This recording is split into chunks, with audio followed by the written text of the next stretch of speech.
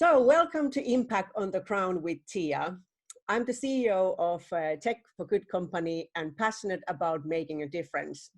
This podcast series will dig deeper into what it means to make real impact and real change in our society, whether you are individual, charity, social enterprise, company, grant maker, or government body. It's all about collaboration, and we are here to talk about how this works in practice. We focus on the dynamics between those who have resources to give and those who are working to tackle challenges in our society on the ground. Today, I have an honor to introduce my guest, Howard Jones, who has very interesting career bringing together companies and charities. He's been developing all kinds of collaboration models between these two types of organizations. He has been the CEO of Born Free, a worldwide animal charity, and a director of development for Eden Project, a big educational charity in the UK. And he now operates as a head of sustainability and community in an investment company. He has experience in working with big international brands in his charity positions like Cisco, PricewaterhouseCoopers, British Telecoms, and Accenture. Welcome, Howard. Would you like to tell something more about you? Thank you, Tiia. That's very kind. I suppose what I would say is my career has been a bit eclectic, and it's appeared to run from certainly from doing medicine years ago and then into the military, and then a key position at Eden Project, which is quite a large organization, and then taking on my own businesses around the arena of social justice and equality and ethical investment, and then ending up running a charity for wildlife, and then coming here has been a pathway you wouldn't necessarily design. But yeah. The point is that there's been an ethos and a set of beliefs at the center of that, which has been about leaving the world a slightly better place as a result of some of my efforts than when I joined. And that if we all did a bit of that, then we might be in a better place already. And that's really what I do. I haven't necessarily planned anything. I've just tried to do the best I can and to learn from others. There's hardly any new ideas in the world. It's just the fact that some ideas need repurposing from time to time. And primarily, my whole approach has been to build comparative advantage by working with others. And so I'm not a great believer in the old mantra of competition and competitive advantage and all the rest of it, because I think a far more beneficial approach is comparative advantage from shared values, shared vision, and the sharing of resources that if I haven't got them, then someone else has, and we can build a partnership on that basis. And I've been doing that between social businesses, charities, public bodies, commercial businesses for years, and it seems to work, and it adds value, that's for sure. And I think could you tell more specifically what is your philosophy on these partnerships? What is this shared value, and what is a mutually beneficial collaboration between those who have resources to give and those who then are doing the beneficiary work? Well, it starts off, I think, with leadership being aware that an organization can't do absolutely everything, and it can buy in services in a relatively traditional way, can buy in knowledge and so on and so on, but a huge amount of that is actually better built from the inside and creating the conditions for an organization and the people within it to be as good as they can be. But that is just a fundamental leadership challenge. What takes organizations on a stage further is recognizing that where they've got gaps that are harder to fill, or gaps that are not enabling them to reach a next level, then almost certainly someone else has got the filler for that. And if leadership allows conversations to take place between organizations that can probably essentially do a deal on the exchange of values, then that's conversations well worth having. because it's my experience that you end up not just with the advantage you were seeking in the first place, but a whole range of other advantages that you may not necessarily have even thought of, which can take the organization onto another level. So of course we all know that, you know, charities and these social value organizations, you know, they struggle many times with funding and skills, and it's more clearer how they can benefit from like commercial organizations. But what can then like a corporate benefit from? How can they benefit from working with these social value organizations other than just getting a good feel or feeling good about themselves? Yeah, and that's so completely. I mean, that's the fundamental point, and it comes from work a few years ago when, you know, doing good used to be called CSR, and that could literally be, you know, a bunch of team members in a big investment bank or something spending a weekend painting a fence around a school or so on, and right from earlier on, I was questioning with the bosses of PwC or Cisco or whoever it was, why would you do that? Why would you have really high value people painting fences or the ceilings of village halls? You know, because that's their one day of volunteering within a year, and, you know, really, where's that creating value other than like being seen to do the right thing? It's not actually adding it. Maybe it's an experience perhaps that an individual might take away, but probably is quite brief, you know, briefly remembered.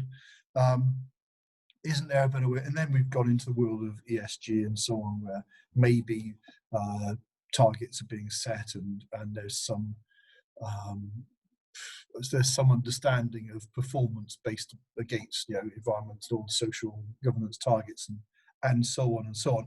Some organizations much better at that than others, but what does that actually mean in terms of what it does for a business that is seeking to not just be doing good, but actually to be building its own audience, its own market, its own ideas, and so on? Because that's the bit that often got lost.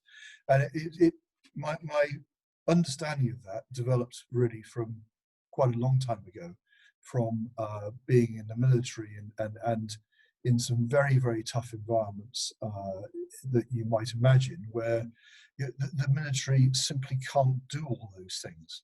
And so you very often needed to work alongside very carefully, but with charitable organizations or non-government organizations to be able to fill those gaps I was talking about, because you just cannot have all the competencies to do, you know, peacemaking, peacekeeping, rebuilding villages, and all this. It's just not possible. So you have to rely on partnerships in a variety of different ways. And so if you imagine like a military organization as like the biggest form of corporate, then, and translate that to business where, you know, profit needs to be made, shareholders need to be satisfied, and so on. How do you get a situation where the chairman or the chief executive can satisfy stakeholders within a commercial business that doing the right thing or doing good to a particular community is actually adding, or at least not taking away from the bottom line? So then when I was starting to, well, I was Eden Project, I just started to have conversations with Accenture, for example. That was about a met need. I needed to get across the line the work that I was doing on unusual ways of engaging very, very hard to reach youngsters in getting them back into education. And I wanted, and I was running schools, education programs in football clubs, sponsored by Comic Relief, and working with Cisco, who absolutely saw the value of that and were providing technical courses at football clubs for youngsters to come in and learn incidentally. They're thinking they're going to go to Arsenal or some other club and have a good time, but actually what they were doing was they were learning skills about themselves and so on. And Cisco saw that opportunity because they saw how they could introduce their technology into new audiences, whether they be the clubs themselves or youngsters that then became Cisco enthusiasts and became trained on their hardware and all the rest of it. But interestingly, the conversation with Accenture, which followed, was that they were doing CSR and they were delivering this, that, and they were doing it pretty well compared to a lot of organizations. Very strong sense of where they were headed regarding sustainability, for example. But I had my skills programs that I wanted to be taught in different ways and to reach people in unusual ways that were understandable, were carried by technology and so on. And Accenture really liked the idea of that because they had a challenge for themselves. They knew that in their London headquarters and in other places around the world, they were missing a load of talent that might be within half a mile, for example, of Canary Wharf or wherever, but would never engage with a tech company or a consultancy company because it just was considered a completely different world. Yeah. And so they took on the idea that the work that I was doing with reaching hard to reach people through unusual techniques and unusual places with very compelling educational programs.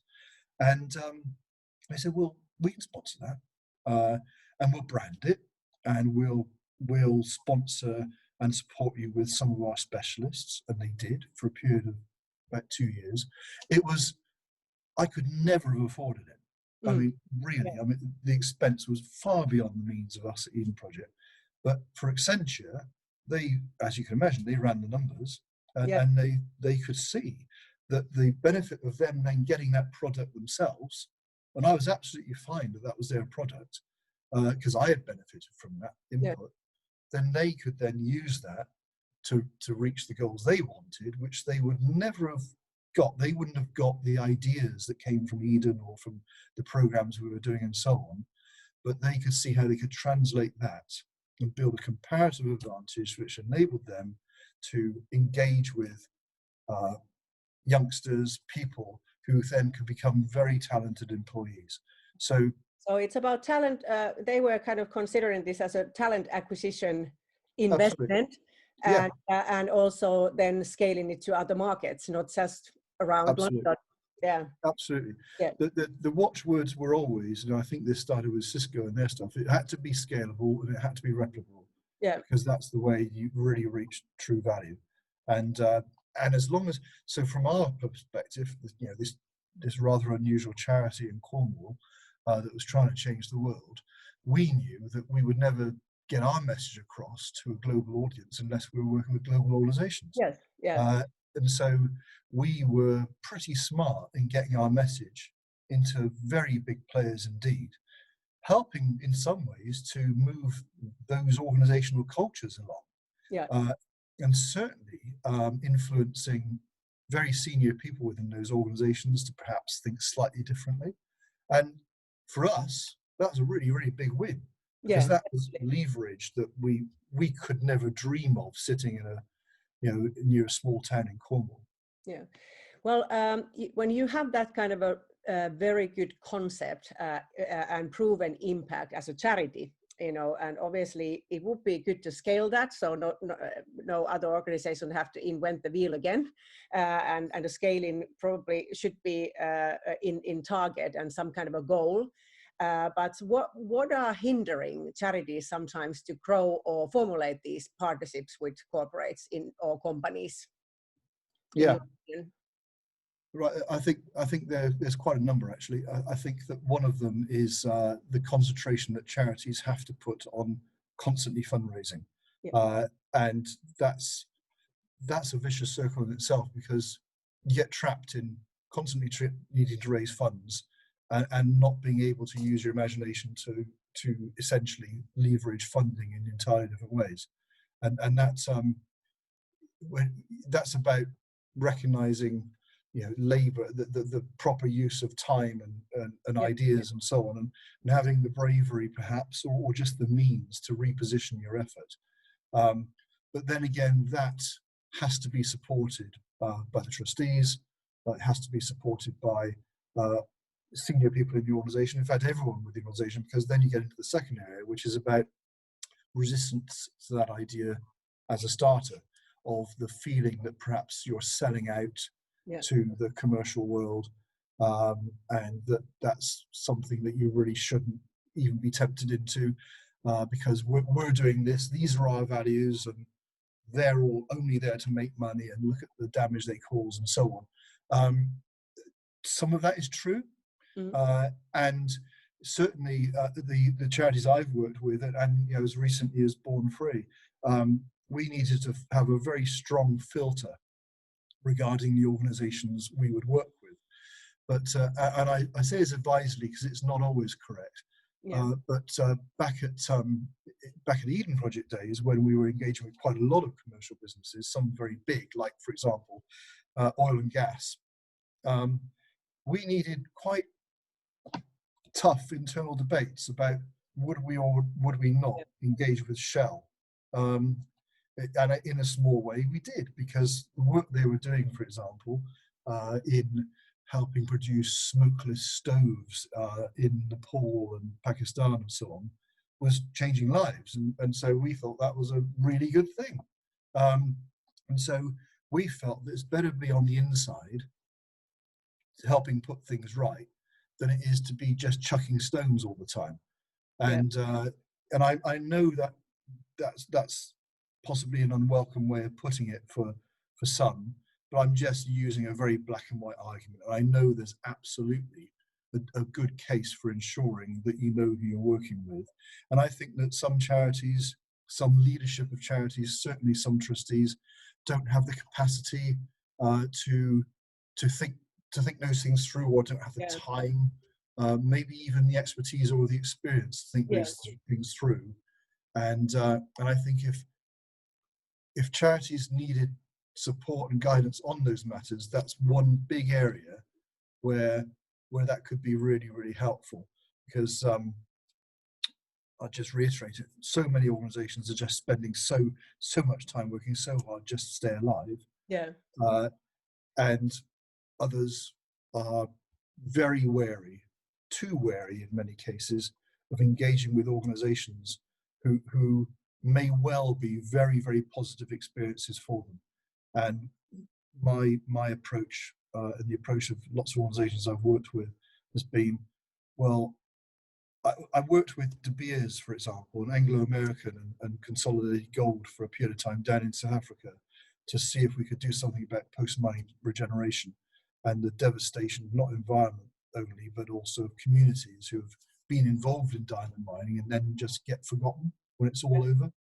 How would we have got ourselves into that position of sitting with the board of De Beers and so on, if we hadn't been prepared to engage? Would we just continue to throw rocks at Consolidated Gold from the outside, or would we say, you know what, actually it's better be on the inside and engage in a properly professional way and seek to find better ways of doing things?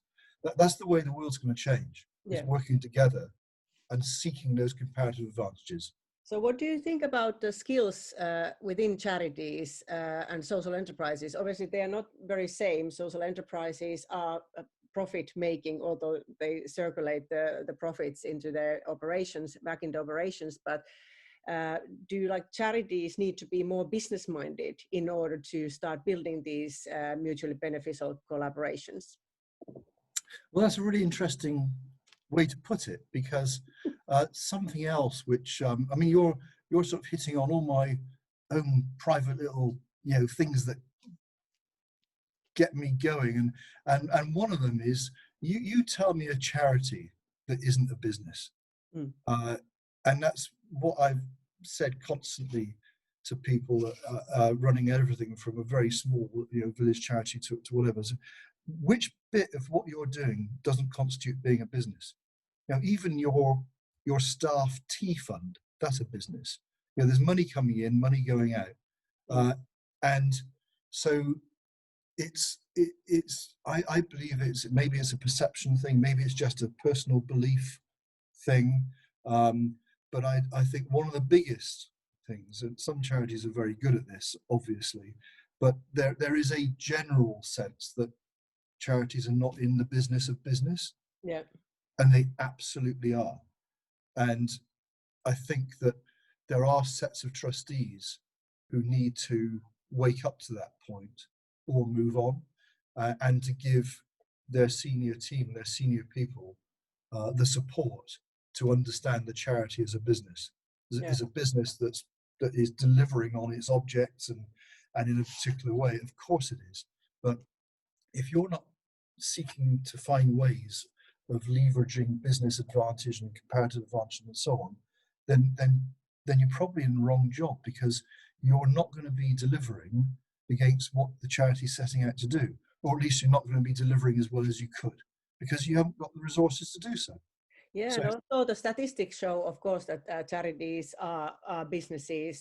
The turnover of the charity industry in the UK is like 75, 80 billion a year. yes, And massive. over 20 billion of that is voluntary income, which comes from grants and donations. So we are talking about 60 billion industry where services and products are sold to governments, and of course it contains like hospitals and universities, but lots of like other type of social services, whatever, which governments are buying and different parties are buying. So it is definitely selling services and products, and therefore real business. It's just that the profit bit, I guess, is a little bit different. It is. There's another point in there, Tiia, and that is that it's an experience that struck me when I went to Born Free. There were, it was doing okay, and what I had a bit of a turnaround thing to do, but and to grow the organisation, to grow the income, and so on, which is standard stuff, the standard requirement, really. But the quality of the programs the organisation was delivering, let's say wildlife conservation, very good. But the individuals running those programs, whether conservation, animal welfare, education, and so on, did not envisage themselves as being part of the business, or as being part of any effort to help to develop revenue. So they were essentially cost centers within the organisation, who were delivering on, saving lions or whatever, but did at the beginning had absolutely no sense that they had a responsibility to add to their effort to the income, whether the quality of the stories they were telling, based on the evidence of the work, the quality of the stories they're telling, and then getting that out to an audience. That was not understood, that these people were delivering very well, but there was someone else over there who was developing the revenue, who was doing the business. And that, I think, certainly from what I see, is relatively commonplace, where you have people involved in delivery within a charity who are not involved in the business, and don't even see it that way. And I think, in my point of view, it kind of comes down to now what the clue could be between those, without just like forcing the idea. I think it's more increasing a demand for impact reporting, measurement and reporting. So then it automatically links the actual people doing the work on the field, to the people who are fundraising, because they need the information of the impact and stuff. Of course, the organization should evaluate their impact in general. Is their work worth even doing? They might be doing something else, put the money elsewhere, and different kind of projects, they would be doing more good. So obviously the impact measurement and evaluation is built mainly for that, but also then responding to the funders about what was actually achieved. And I think, building that relationship within an organization, in a charity or social enterprise, between the beneficiary workers and then the fundraising kind of bit of it, might be a good point of collaboration, and automatically start developing this kind of collaboration internally. Totally agree. I used to call it is a virtual circle of good business, virtuous circle of good business, where you have the delivery agent who's doing a good job, is measuring and evaluating, reporting in an interesting and useful way, which is then interpreted by the fundraisers and so on. They raise the money, and you can do more delivery. It's just a virtuous circle. And everyone has to be hitched into the circle. Yeah, and also to be honest, that even if you think it from the, let's say, company point of view, they are dying to get the stories from the field, aren't they? Absolutely. They need it for their brand building. They need to engage with their own employees, stakeholders. They Yeah. want stories. So they see these beneficiary working people kind of as heroes. They are just really, Yeah. you know, when we talk with the corporates and company employees, they are amazed. They're just saying, oh, we are just these people working in the office, you know, with our white collars. They don't think themselves as heroes, but all these people doing the environmental, social work, you know, they consider them like some kind of a really like a bigger persons. They would love to hear those stories, but of course then tangible results as well, like outcomes and the longer term impact what they help making. So yeah, the collaboration, you know, should be there. And I think there are ways in digital world now who can also help internally organizations to formulate like a more coherent teams with beneficiary, you know, kind of workers and the fundraising and management team, because they need to then collaborate and also share the success. Yeah, no, I totally agree. There's a cultural thing of, you know, people understanding that and learning that, and clearly there's a leadership function here as well to enable that to happen. There's the structural side of it, which you've just described, but there's also like an incentivization, and one of the incentives I've used is to say, so all those budget lines that you've got as delivery agents, so you're delivering that, you're doing that, there's budget lines for all these things. Your assumption then is just that, what, on the start of the new financial year, that's just going to appear? And the answer in many cases was yes. I said, okay, so what if it didn't appear? Oh, right, okay. So what if it didn't appear because you haven't actually contributed to raising that Yeah. that money? What if your starting point every year was zero, Yeah. and that we can actually monitor the power of your programs and the power of your evaluation and how it meets funding targets and so on, or how it helps funding targets? What if we did that? And I'll tell you what, that sharpens up resolve of people who might be quite entrenched in just assuming the money's going to turn up. Yeah. When they realize they're part of the engine, that starts to change. And I think this is then connected to innovation, because you know, even if, you know, of course the people on the ground doing the beneficiary work really, you know, and with the help of, you know, the management and maybe outside sources like companies and stuff, might really collaborate and help to make things maybe efficient, innovate new ways of doing, harnessing tech, doing different processes, and so then improving the actual impact of their work. And you know, like we see now examples during the COVID, you know, there are companies who've been donating a lot of like digital device, software and stuff to organizations, and suddenly the charity sector starts to digitize quite fast because it was a must. Otherwise it was live or die, you know, or can you serve your beneficiaries, or then you don't, you just close the doors. So I think, you know, there is room for innovation with these collaborations, and really kind of, you know, not challenging whether your work is valuable, but, you know, how could you even do it better and more efficient? So what do you think from your experience now in this learnings from COVID period, you know, what are the fields of innovation in the charity sector in general, or is there some certain causes that could be now really benefiting and should be taking advantage of this situation and finding collaboration partners from companies? So I think that one thing that has affected us all is that we're communicating an awful lot like this. Yes. And that's a fundamental change. People are easier to get hold of. You know, it's reasonably easily to set up a Zoom call or whatever and get people together, whereas in the past that was probably one of the last considerations.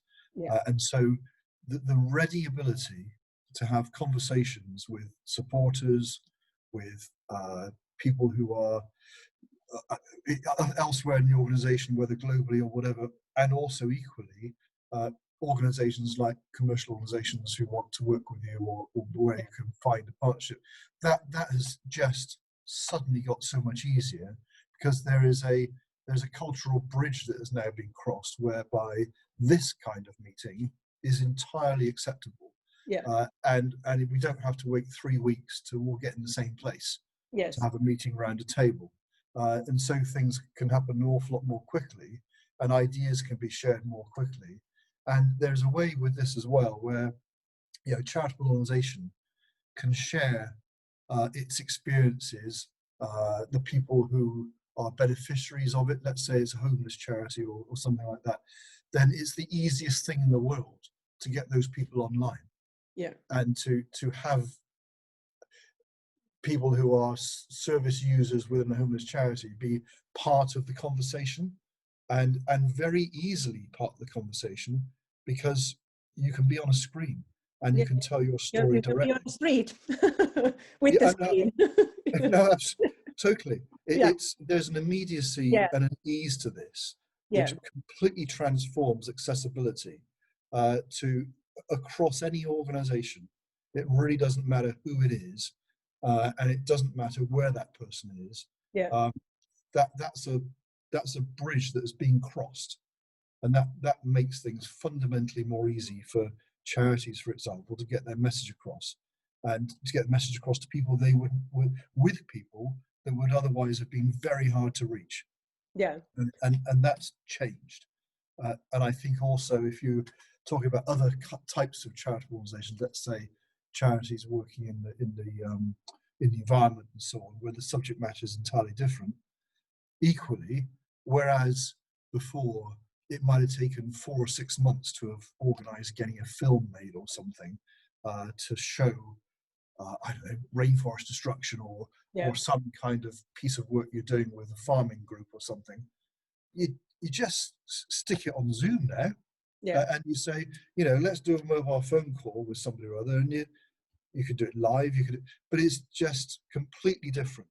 The rules have changed, and I think that's really important.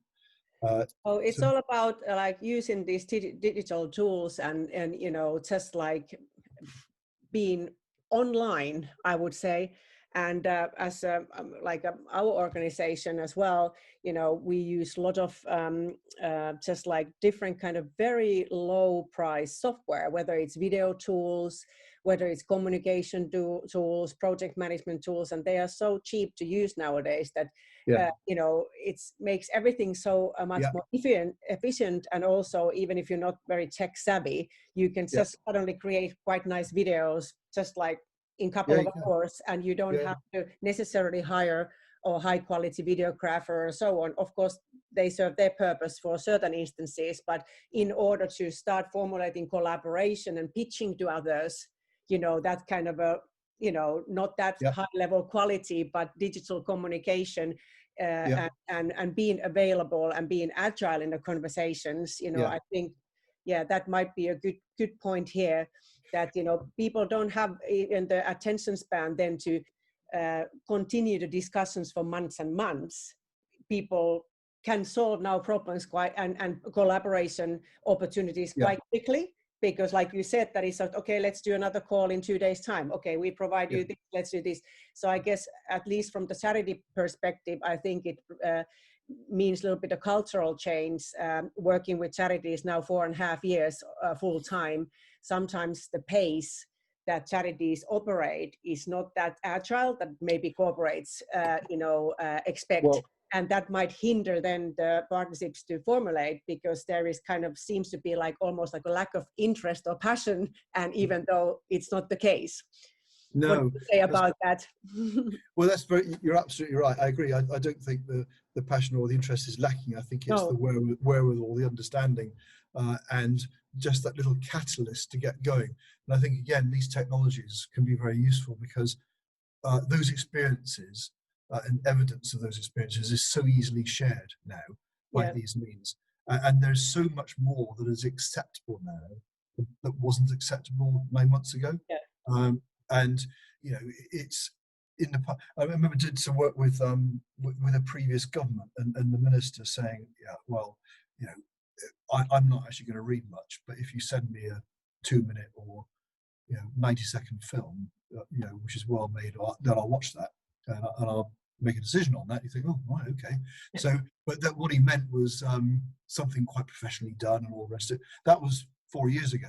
Yeah. Those rules have changed. It's now, well, if you just get a quick call or do a quick video with a mobile phone, that's fine. Yeah. Because expectations have fundamentally changed.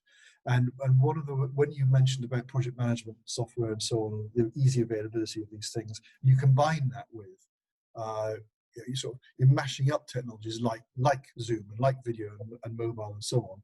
Then you get into quite a special place where within the charity sector, that's when you're able to really share best practice so easily and evidence it, because you've got your project management tools, you've got your capacity to communicate really readily on functions such as this. And so there is no barrier to your organization or other organizations saying, right, okay, let's get people together to explore how these guys went about this. Yeah. And how do they validate that? And what can we draw from this and share very readily? So I think that's transformed. Yeah. Well, we could have a conversation forever, I think, but in order to keep the audience engaged, I think Yes. we are stopping now for this time. And why don't you share some like social media handle or something? If somebody has a question for you, Howard, are you in LinkedIn or? I'm on LinkedIn. I deliberately avoid, certainly at present, Twitter and so on. But I'm on LinkedIn. And, Howard Jones, and what is your current position, the company name? So I'm the head of sustainability and community at Bangarra Group, which is a global organisation dealing with funds management. But also, I happen to be where I'm calling from now. I'm in Cornwall, and I'm doing quite a large turnaround and reimagining job on quite a large estate, which is part of that group. So this is a hotel. Large estate with sporting facilities and so on, which I'm turning around to become a sustainable social business. So I'm the managing director of this business, whilst also having my other role as head of sustainability community for that Australian group. Wow, that's very interesting position. Good luck for all that, and let's chat later. Maybe you take part in other conversations. So thank you for everyone listening to Impact on the Crown with Tiia. I hope you learned something new or got some new ideas.